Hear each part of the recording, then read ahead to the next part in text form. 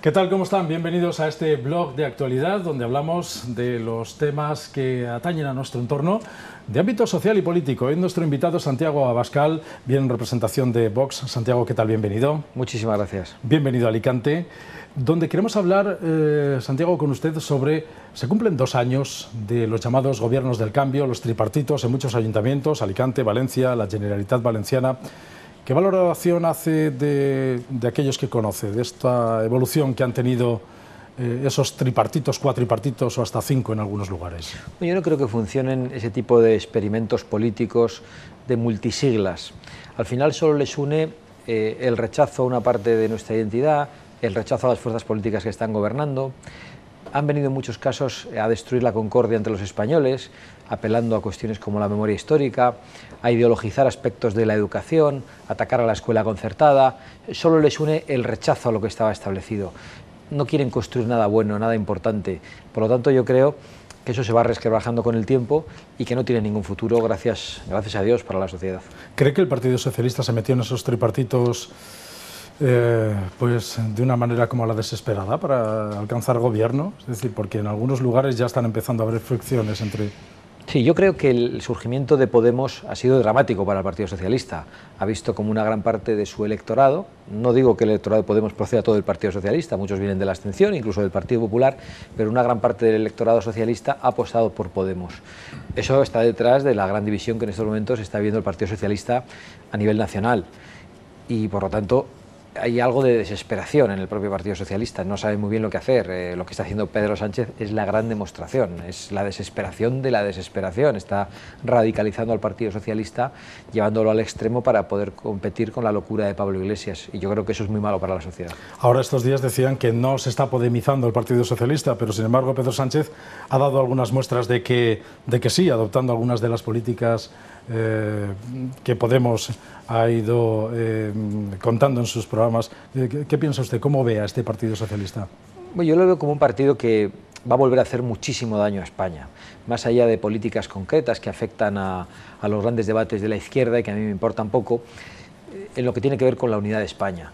La obsesión por el federalismo, por decir que España no es una nación, sino que es una nación de naciones, que es un gran absurdo, es una especie de trabalenguas en realidad incomprensible, y yo creo que eso es muy negativo, ¿no? Y en eso está el Partido Socialista en estos momentos. O sea, a Pedro Sánchez le da igual arre que so, le da igual salir con una bandera nacional gigantesca detrás en una de sus intervenciones para luego decir que España no es una nación, que las naciones son las que componen España. Yo creo que es muy preocupante. Algunas de las políticas que se han tratado a nivel local, de lo que se ha hablado en Alicante, me consta que lo conoce porque le interesa esta tierra y viene mucho por aquí y está al tanto de lo que ocurre, pero también porque se han reproducido en otras muchas ciudades. Estos tripartitos han puesto encima de la mesa como prioritario algunas políticas como memoria histórica, plurilingüismo y demás. Aquí en Alicante ya sabe que ha habido polémica porque se quitaron las placas de muchas ciudades, de muchas calles y plazas, y después una sentencia judicial obligó a volverlas a poner. ¿Qué le parece este tipo de medidas? Se les ha acusado de revanchismo político. Bueno, yo le acusé de dos cosas. Primero, de revanchismo político, de apelar a los enfrentamientos entre españoles, absurdamente, porque ¿qué español no ha tenido ascendientes en un bando u otro de la guerra civil? Y por otro lado, de falta de discurso político. Es decir, quien tiene que hacer política con estas cosas, lo único que demuestra es que no tiene ninguna alternativa para los españoles. Es muy sorprendente ver cómo los socialistas de la primera época, durante el inicio de la democracia, nunca apelaron a las cuestiones de la guerra civil, de la dictadura, para tratar de enfrentar a los españoles. De repente llegó Zapatero, dijo que hacía falta tensión, puso la memoria histórica y el enfrentamiento por una guerra civil fratricida entre españoles en el primer lugar de la política española, y después llegó el hijo de Zapatero, Pablo Iglesias, a aprovecharse de eso de una manera más brutal. Y en eso intenta competir en estos momentos el sucesor en el Partido Socialista, que es Pedro Sánchez. Yo creo que es verdaderamente negativo. Les importa un bledo la memoria histórica, les importa un bledo el pasado, les importa un bledo la gente que murió en la guerra civil, la gente que ha podido quedar en las cunetas. Lo único que les importa es el poder y no tienen absolutamente ningún escrúpulo. Incluso hay asociaciones de memoria histórica que se han dedicado a desenterrar cadáveres, supuestamente va a buscar a las personas desaparecidas. Ocurrió en Teruel no hace mucho. Buscaban a la Corporación Republicana de Calamocha, fusilada durante los inicios de la Guerra Civil. No los encontraron, pero en una fosa hallaron cuerpos de soldados muy jóvenes de ambos bandos. Por los correajes estaban identificados por ambos bandos. ¿Qué hicieron? Dejar abandonados aquellos huesos en la escuela municipal del Ayuntamiento de Singra, en Teruel, ante la protesta del alcalde, que no comprendía cómo aquellos se habían ido allí a sacar los cuerpos y a dejar los huesos abandonados. Pues fuimos algunos los que llamamos a ese ayuntamiento, en aquel entonces representando a la Fundación para la Defensa de la Nación Española, para ofrecernos a pagar la sepultura de aquellos españoles independientemente del bando en el que hubieran luchado, porque no nos ha podido pasar nada peor en el último siglo a los españoles. Algunos, en cambio, parecen estar muy contentos porque es la única herramienta que tienen para hacer política en la actualidad. En la Comunidad Valenciana, además, también ya sabe que se está hablando mucho del plurilingüismo. El decreto de plurilingüismo puesto en marcha por el conseller Vicent Marsá también ha sido paralizado como medida cautelar por parte de la Fiscalía. No se va a poner en marcha de momento el próximo curso por decisión judicial, después de que varios colectivos, el Partido Popular y otros colectivos educativos de padres y madres, lo hayan puesto en manos de los jueces. Ha habido manifestaciones en la calle, miles de personas han ido saliendo por este asunto. Yo esto le vengo a preguntar porque usted es bastante crítico con las políticas nacionalistas independentistas. Dijo, no en vano hace poco, que Puigdemont debía de estar en la cárcel, ¿no? Dijo usted. Bueno, sin lo vuelvo a repetir, creo que Puigdemont tiene que ser detenido, esposado y puesto a disposición judicial por los delitos que ha cometido. Es decir, es algo que creo firmemente. Cuando un ciudadano incumple las leyes, inmediatamente es detenido, si la cosa es muy grave, o es multado, y en el caso de Puigdemont es gravísimo y está actuando con absoluta impunidad. Sin querer entrar a fondo en el tema catalán, pero sí hacía este paralelismo para preguntarle, ¿se ve desde fuera que en la Comunidad Valenciana también hay ciertos brotes de radicalidad independentista o nacionalista? Yo creo que Compromís tiene una función, que es la de ejercer de becario del separatismo catalán, tratando de imponer el pancatalanismo en esta tierra, en Valencia, en Alicante, en Castellón, y además tratando de hacer desaparecer la lengua valenciana, llamándole a todo catalán. Aquellos que apelan a la pluralidad, que son los separatistas, y me da igual que vivan en Barcelona o que vivan en Alicante, después no aceptan la pluralidad interna. A mí me pasa en mi propia tierra. Los separatistas vascos no aceptan la pluralidad de Álava. Álava es una provincia donde el 98% de la población es castellano parlante de cuna, y sin embargo no es posible escolarizar a los hijos para que estudien en la lengua materna, en la lengua española, en la lengua oficial del Estado. Hay un deseo por parte de los separatistas de todo pelaje, sean más radicales o más disimulados, como pueden ser de los de Compromís, de tratar de utilizar la lengua como un elemento de división, como un elemento de confrontación, y atacando los derechos más básicos de las familias y de los niños, haciéndoles estudiar en una lengua vehicular que no es la suya, y yo creo que conduciéndoles al fracaso escolar en muchos casos. Nos encontramos en un momento en Europa también crítico, preocupante, por el terrorismo islámico y por los atentados que ha habido en distintos lugares de Europa en las últimas semanas.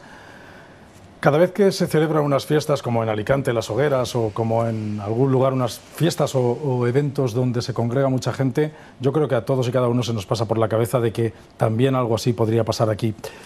¿Cree usted que se están poniendo las medidas para intentar solucionar este asunto del terrorismo islámico, que se está poniendo la semilla para que todavía crezca más? Yo creo que desde un punto de vista policial, nuestras fuerzas y cuerpos de seguridad están haciendo un trabajo excelente para protegernos. Confío en su profesionalidad. Creo que hay muchísima gente entregada en labores de información para tratar de protegernos. Pero es imposible que nos protejan absolutamente, es imposible que garanticen absolutamente nuestra seguridad. Por lo tanto, confianza absoluta en las fuerzas y cuerpos de seguridad del Estado y desconfianza absoluta en los políticos que no se atreven a legislar para minimizar esta amenaza. La amenaza no puede desaparecer. Yo creo que no debemos preguntarnos si en España habrá un atentado o no lo habrá. Es evidente que lo habrá tarde o temprano. Podemos preguntarnos cuándo lo habrá. Lo que tenemos que hacer es tratar de reducir esa amenaza a la mínima expresión, y para eso hay que legislar. El otro día decía un periódico de ámbito nacional que con motivo de la celebración del orgullo gay en Madrid había 300 yihadistas monitorizados por las fuerzas y cuerpos de seguridad. Bueno, si están monitorizados, si están localizados, si saben que son yihadistas, ¿por qué no están detenidos? Si son españoles, ¿por qué no están detenidos, juzgados y encarcelados? y si no son españoles, ¿por qué no son detenidos y expulsados de España inmediatamente? Yo creo que hay que hacer una política muy contundente para proteger a nuestra sociedad, que tiene que ver con la contención de la inmigración procedente de países islámicos, en primer lugar. En segundo lugar, con la prohibición de construcción de mezquitas salafistas o de mezquitas financiadas por países que no permiten la libertad religiosa. No es normal que Arabia Saudí se permita el lujo de financiar mezquitas en España, cuando en Arabia Saudí no se puede ni construir una iglesia. La mezquita de la M30 debería estar cerrada. Y esa es nuestra propuesta, la expulsión de todos los imanes fundamentalistas, la persecución de cualquier tipo de expresión radicalizada del Islam de España. No es el terrorismo solo lo que hay que combatir y perseguir esa visión del Islam según la cual la Sharia, la ley islámica, debe ser la ley civil. Hay que combatir esa visión del Islam según la cual la mujer no es igual que el hombre, y es que ahí no hay ningún tipo de excusa. Lo decía Rocío Monasterio, que pedía reciprocidad. Sí. Lo que está diciendo usted, exactamente, ¿no? eso. Es decir, lo que ellos puedan hacer aquí, que nosotros lo podamos hacer allí. Con un matiz. Nosotros debemos exigir reciprocidad a la hora de que se pueda predicar, de que pueda haber libertad religiosa. No es tolerable que un país que no tolera la libertad religiosa pueda construir aquí una iglesia. Pero es que además tampoco sería tolerable que, aprovechándose de la reciprocidad, pudieran predicar aquí una visión fundamentalista del Islam. Eso debe estar absolutamente prohibido y absolutamente vetado. A nosotros nos caracteriza algo que es una máxima religiosa del cristianismo que ha dado lugar a nuestras sociedades, que es: a Dios lo que es de Dios y a César lo que es del César. La separación radical entre la vida civil y la vida religiosa, entre el Estado y la religión. El Islam en estos momentos está incapacitado para aceptar eso. Necesitaría afrontar una reforma que parece que no se va a producir. Y creo que el principal deber de un gobernante es proteger a su sociedad, garantizar nuestra identidad, que es la libertad, que es la igualdad del hombre y de la mujer, y la separación entre Iglesia y Estado. Aparte de esa integración o no de que puedan tener personas que vienen de países islámicos en nuestro país, en las últimas fechas, y dado también esa revuelta política que hay, donde se ha fomentado en ocasiones incluso el odio a los símbolos religiosos, cristianos, aquí en la Comunidad Valenciana, sin ir más lejos, en el Ayuntamiento, en la ciudad de Valencia, se prohibieron los signos religiosos en el propio cementerio y cosas de este tipo. Sí. Yo no sé si ha escuchado, pero esto es algo de ayer, que en Granada a una monja le dieron una paliza diciendo algo así como "por monja". Y le pongo este ejemplo porque cree que se ha radicalizado el odio contra el cristianismo, incluso también aquí en España. Bueno, es que yo creo que la cristianofobia, el odio contra lo cristiano, contra la propia identidad de España, más allá de que las personas tengamos o no tengamos fe, hay una serie de tradiciones que nos caracterizan. Una cosa es que una persona tenga práctica religiosa, tenga fe, y otra negar que el cristianismo ha determinado nuestras sociedades, que ha determinado nuestra historia, nuestras tradiciones, incluso el modo en el que legislamos. Pero ese odio existe, y existe no únicamente por una parte de la inmigración islámica que rechaza lo que somos, sino por una parte de la extrema izquierda española. Yo no sé quién ha sido el autor de esa agresión, pero probablemente sea un español y no un musulmán extranjero. No lo sé en este momento porque acabo de conocer la noticia en la entrevista. Entonces, un español, porque además dijo en perfecto castellano "por monja" y le dieron una paliza. Esto pasó ayer. Es que ahora que hablábamos de memoria histórica, pues conviene recordar lo que una parte de la izquierda hizo durante los prolegómenos de la Guerra Civil y durante la propia Guerra Civil, persiguiendo a los sacerdotes, matando a personas únicamente por ir a misa y torturando y violando a monjas. Eso hay que recordarlo, porque en la Guerra Civil se han hecho verdaderas barbaridades y no las han hecho solo en un bando. Y fíjese, mientras tanto, nosotros debatiendo sobre si los concejales del Ayuntamiento de Alicante o de los pueblos que están gobernados por tripartitos o por algunos de esos partidos llamados del cambio, esos concejales prohíben ir a las procesiones festivas, ofrendas de flores a las vírgenes o actos similares que son del populacho del pueblo, ¿no?, dentro de las propias fiestas de un pueblo. Debatimos sobre esas cosas en los pueblos de la provincia de Alicante. Es algo verdaderamente increíble, donde lo que tenían que hacer es respetar la libertad de la gente, la libertad de los cargos públicos, para que nuestras tradiciones pudieran permanecer. Mayoritariamente la sociedad española se identifica con sus tradiciones, se siente orgullosa de su patria, de lo que han hecho sus antepasados, y eso es algo que va a permanecer. Y yo creo que todos estos partidos del cambio, como tal y como se hacen llamar, están condenados a desaparecer precisamente por enfrentarse a la propia esencia, a la propia identidad que caracteriza a nuestras sociedades. Yo creo que en ese fanatismo, en ese extremismo, está el germen de la desaparición de este tipo de alternativas políticas. Todo eso está haciendo también daño Estamos envueltos en una crisis de refugiados. Europa no sabe cómo gestionar, ahora mismo no está gestionando de manera adecuada a los refugiados que puedan venir de países en conflicto, y esto se traslada también a la calle. Entran por donde pueden las personas que buscan una vida mejor para ellos y para sus propias familias, y después se entremezclan con nosotros. Quiero decir que se está generando todavía, quizás si cabe, un poco más de odio en este asunto con los refugiados. Bueno, yo creo que lo que se está generando es una situación de preocupación y de miedo. Al final, la gente normal, la gente sensata en su casa dice, bueno, yo en mi casa tengo un plato de comida, o 2 platos o 3 platos, puedo atender a mis hijos, a mi familia, y entiende que un Estado funciona de la misma manera. No es posible que no existan las fronteras. Hace poco Rajoy decía, yo no soy partidario de las fronteras. Digo, pues entonces, si usted no es partidario de las fronteras, ¿por qué es presidente del gobierno? España tiene fronteras, España es un país. Si usted no es partidario de las fronteras, tampoco lo será de los lindes y es registrador de la propiedad. Y este tipo de discurso, que afecta a los políticos, que afecta incluso al presidente del gobierno, es defendido esencialmente por la izquierda en España. La de que no tiene que haber fronteras, que todo el mundo puede entrar libremente, transitar, y que todo el mundo tiene derecho a venir aquí a buscar una vida mejor. Pues no es posible, porque si todo el mundo quiere venir aquí a tener una vida mejor, lo que va a significar es que todos, ellos y nosotros, vamos a tener una vida peor. Nuestra responsabilidad, desde un punto de vista de la solidaridad humana, es tratar de que puedan vivir libremente en su país, puedan prosperar en su país, puedan vivir en paz en su país. Y muchas veces no hemos contribuido a eso. Nos hemos creído las primaveras árabes, que eran primaveras islamistas, que han sido incluso promovidas desde ámbitos occidentales, y lo que hemos hecho es derribar regímenes que no eran regímenes democráticos, pero que han sido sustituidos por regímenes islamistas, todavía mucho más graves. Yo creo que ahí tenemos una responsabilidad. ¿Eso significa que hay que aceptar el populismo de Merkel, que aquí pueden venir todos y se puede aceptar a todos? No, de ninguna manera. El principal deber de un gobernante, el principal deber de Merkel, es garantizar la libertad y la prosperidad de sus gobernados. Y el de Rajoy, lo mismo, de los ciudadanos españoles. No podemos hacer que venga aquí todo el mundo. ¿Y qué responsabilidad tenemos? Es decir, como países de este llamado primer mundo, de esta Europa solidaria que siempre ha presumido de ser, ¿qué podemos hacer por aquellos países o por aquellas personas que viven en lugares donde no se puede vivir? En primer lugar, aplastar el Estado Islámico, acabar con él, destruirlo para que esas personas puedan vivir en libertad en su propia tierra. Pero yo circunscribo la responsabilidad que nosotros tenemos como occidentales al momento en el que se ha intervenido para acabar con un régimen no democrático que ha sido sustituido por algo peor. Pero ahí termina nuestra responsabilidad. Nosotros no somos responsables de que esas sociedades hayan abrazado masivamente el fundamentalismo islámico o formas teocráticas. Es una responsabilidad suya, de esas sociedades. Nosotros no podemos pretender salvar a todo el mundo.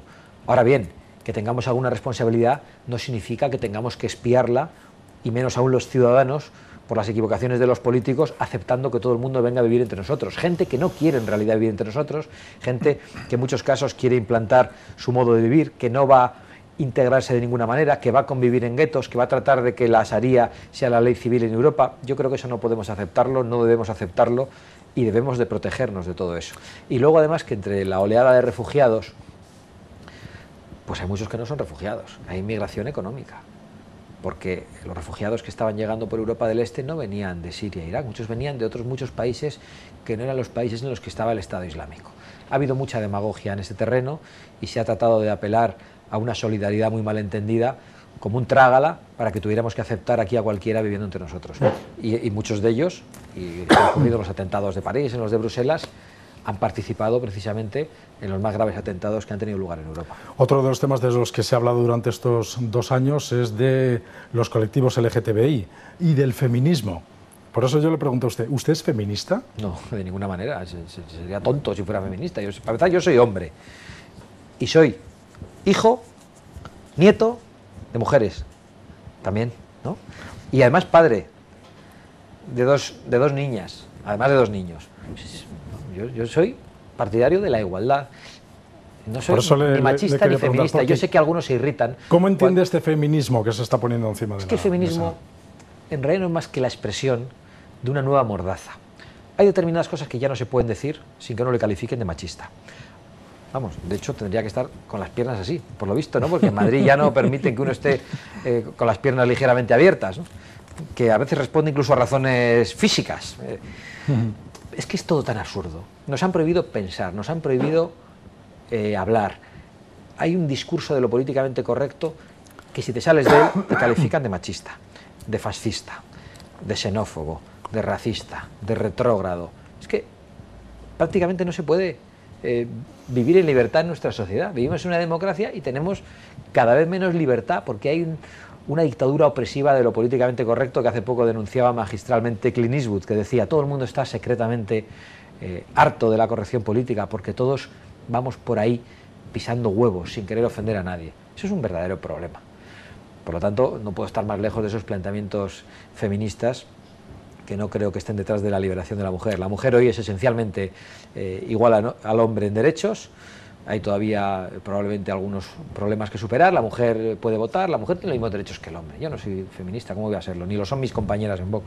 Estuvo, la conoce bien, Alicia Rubio estuvo aquí hace unas cuantas semanas presentando su libro Cuando nos prohibieron ser mujeres y os persiguieron por ser hombres, y creo que a ella también la van persiguiendo por decir estas cosas. Es que curiosamente el feminismo persigue a las mujeres que no aceptan la ideología feminista. Solo son libres las feministas extremistas para poder opinar. Pasa lo mismo con otros temas, ¿no? Incluso con el asunto del lobby LGTB. El lobby LGTB persigue radicalmente a homosexuales que no comparten los postulados del lobby LGTB. Ha ocurrido con dos modistos conocidísimos que se mostraron partidarios de la familia tradicional, de que las parejas homosexuales no adoptaran, fueron acribillados, fueron atacados por el lobby LGTB. Entonces, una cosa es que haya personas homosexuales que tengan los mismos derechos que nosotros y otra que haya una ideología determinada que nos quieran imponer a los demás. Vamos a hablar de política del Partido Socialista, que hemos tocado antes un poquito a Pedro Sánchez, pero sabe usted que están ahora mismo con los congresos autonómicos en marcha. En la Comunidad Valenciana, Ximo Puig no ha comulgado con Pedro Sánchez históricamente, desde que la primera etapa del secretario general. Es más, el año pasado en hogueras estuvieron días distintos cada uno visitando las hogueras de Alicante, y Ximo Puig fue uno de los varones que promocionó la caída de Pedro Sánchez, y parece que ahora podría dejar de ser el líder en la Comunidad Valenciana. ¿Cómo ve este asunto en el Partido Socialista de los varones frente a los militantes de base? Bueno, en realidad no estamos hablando de política, porque la política es el bien de la sociedad. Estamos hablando de partidismo, o sea, de una cosa que en realidad es que no le importa a nadie. O sea, que Ximo Puig se lleve bien con Pedro Sánchez y los dimes y diretes que tengan los partidos o partiduchos es algo que cada vez importa menos gente y que cada vez irrita a más personas. Esto que ahora hace Pedro Sánchez cabalgando sobre los militantes y enfrentándose a lo que llamaban varones en el Partido Socialista es una contradicción de Pedro Sánchez terrible, porque claro, Pedro Sánchez dice que se va a cargar a los varones, pero quiere una España plurinacional. Entonces, si se carga a los varones y quiere construir una España plurinacional, lo que va a tener no son varones, van a ser reyes en cada sitio. No va a respetarle nadie, porque si quieres destruir la nación, ¿cómo vas a tener un partido de ámbito nacional? El Partido Socialista quiere tampoco a España, que quiere para España el mismo modelo territorial que ha destruido al Partido Socialista, el modelo federalista y ahora plurinacional.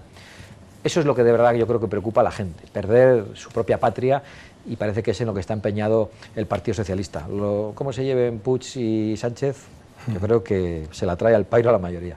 ¿En su partido hay varones? No. ¿Cuál es la estructura? ¿Cómo funciona? Es un partido Vox? de ámbito nacional, con presidentes provinciales, pero no son varones. En realidad nosotros tenemos un manifiesto fundacional, y lo importante de Vox, más allá de la estructura interna, es que es un partido que dice lo mismo en toda España. Nosotros no somos como el Partido Socialista, que decía Rubalcaba cuando estaba en Santander, la patria española, y cuando iba a Barcelona habla de la España plurinacional. Nosotros defendemos la unidad de España, pedimos la aplicación del artículo 155 y la detención de Puigdemont cuando estamos en Madrid, cuando estamos en Alicante y cuando tenemos una intervención en Barcelona. Nuestro discurso es igual para toda España, queremos los mismos impuestos en toda España. No creemos que haya ningún español que tenga que tener diferente atención sanitaria o que tenga que padecer el impuesto de sucesiones por vivir en un sitio determinado. Esa es nuestra propuesta para España. Por lo tanto, no puede haber varones desde la perspectiva socialista. Y si hubiera alguien que quiere encabezar Vox en una provincia determinada para cambiar el ideal de Vox de ser un partido de ámbito nacional que responda a los intereses de los españoles, pues nos duraría un santiamén en Vox. Lo digo esto porque usted se tiene que explicar mucho cada vez que va a los medios de comunicación, cada vez que viene aquí le preguntamos insistentemente porque le cargan una mala fama a usted, le cargan una mala fama de xenófobo, de hablar en contra de los colectivos minoritarios y estas cosas. Y por eso yo le pregunto de manera directa, ¿Vox es un partido que defiende la España para los españoles, es decir, primero los españoles, como se decía? Pues sin ninguna duda, además no tengo ningún complejo en decirlo. Igual que mi casa es para mi familia, España es para los españoles. Algún privilegio tendremos que tener los españoles por el hecho de serlos. Yo creo en la propiedad de los españoles de su propia patria. Me parece algo de absoluto sentido común y a mí no me preocupa absolutamente nada lo que me llamen. La verdad es que todas las etiquetas, los epítetos que en estos momentos se lanzan desde distintos ámbitos ideológicos para amordazarnos, en mí no ocasionan ningún efecto, porque no doy un paso atrás, pero creo que cada vez más en la sociedad española no causan efecto, porque vemos que los titulares muchas veces, sobre cualquier asunto, de política migratoria planteada por Trump, proponiendo el veto de los países islámicos. Y todo el mundo se echa contra Trump, todos los titulares de los periódicos son similares, pero uno ve los comentarios de los lectores y son todos partidarios de ese veto migratorio, porque la gente quiere estar protegida. Es más, cuando se ha hecho una encuesta en toda Europa, se ha demostrado que todas las poblaciones de todos los estados de Europa son partidarios de un veto migratorio de los países musulmanes. Me acuerdo que el Confidencial titulaba recientemente: todos los países de Europa, salvo España, mayoritariamente a favor del veto migratorio de Trump. Y uno leía los resultados de España y resulta que también España era mayoritariamente partidaria de ese veto migratorio. ¿Qué ocurre? Que no superábamos el 50%, pero había un 41% a favor de ese veto migratorio y un 30% en contra. Es que es una cosa de sentido común, es que no es xenofobia, es que no es racismo. Es que la gente que nos está escuchando en nuestra casa entiende que por ser español y vivir en España tiene algún derecho, tiene algún tipo de prioridad respecto a quienes no son españoles, no viven en España y quieren venir a vivir entre nosotros. Lo entiende, yo creo que casi cualquier persona. Por eso los insultos, los estigmas, las etiquetas ya no juegan un papel. Y decía que se nos acusa de atacar a los colectivos minoritarios. Nada más lejos de la realidad, pero lo que no puede ser es que los colectivos minoritarios acaben ejerciendo una dictadura contra la mayoría de la sociedad, como está pasando en España. Porque muchas de las cosas que usted dice se escuchan también en la calle, como dice, o en las redes sociales, o en la barra de un bar, o en una cafetería, en una terraza, quejarse de estas cosas, porque también hay muchos españoles que lo han pasado mal durante este tiempo de crisis, que no han tenido trabajo, que han sido muchas personas de la propia familia que no han tenido trabajo y han tenido que sacar adelante una casa. ¿Qué prioridades tendrían que ser para los españoles? ¿Cuáles son esos primeros derechos en los que un español tendría que tener prioridad? Pero ya no es solo prioridad, es que es más que prioridad. Acaban de ser detenidos 3 yihadistas, ponía en avanzado estado de radicalización, como si fuera avanzado estado de descomposición, en Madrid. Unos que han detenido con casco, los hemos visto estos días en las televisiones. Bueno, todavía no sabemos de qué vivían, pero en muchos casos, cada vez que hay una detención de este tipo, vemos que están viviendo de las ayudas sociales. No es que tengamos que tener prioridad sobre ellos, por supuesto, es que no tenían ni que recibir esas ayudas sociales. Y cada vez hay más población escamada con la ayuda social a la inmigración, que se ha convertido en un efecto llamada para que haya personas que vengan a vivir entre nosotros dispuestas a no vivir de nada, sino a ser mantenidos por la sociedad española. Ya no solo es una cuestión de prioridad, es que es una cuestión de que hay determinadas personas que no deberían estar financiadas por el resto de los españoles. No deberíamos estar haciendo que venga a vivir gente del bienestar social de los españoles. ¿Por qué? En primer lugar, porque es injusto. Y en segundo lugar, porque es inviable económicamente. Es que vamos a destruir la prosperidad de la sociedad española. Es que no podemos mantenerlo. En relación con esto, no sé si ha visto un vídeo que se ha hecho viral de un venezolano que está invitando a sus compatriotas a que vengan a España porque él lleva 14 años viviendo de ayudas sociales en nuestro país. No lo he visto, me lo han mandado, todavía no lo he visto, pero la verdad que es algo que me apena profundamente, porque además yo estoy convencido de que no representa a la mayoría del pueblo venezolano, que es un pueblo hermano, un pueblo con el que compartimos lengua, compartimos valores, y yo estoy convencido que la mayor parte de los venezolanos que están entre nosotros están tratando de prosperar en España, tratando de trabajar y que no vienen con la intención de este individuo. Santiago Abascal, muchas gracias por venir y hablar claro en este programa y por hacernos una visita aquí a Alicante, a este programa Blog de Actualidad en 12TV. Muchas gracias a vosotros por la oportunidad, de verdad.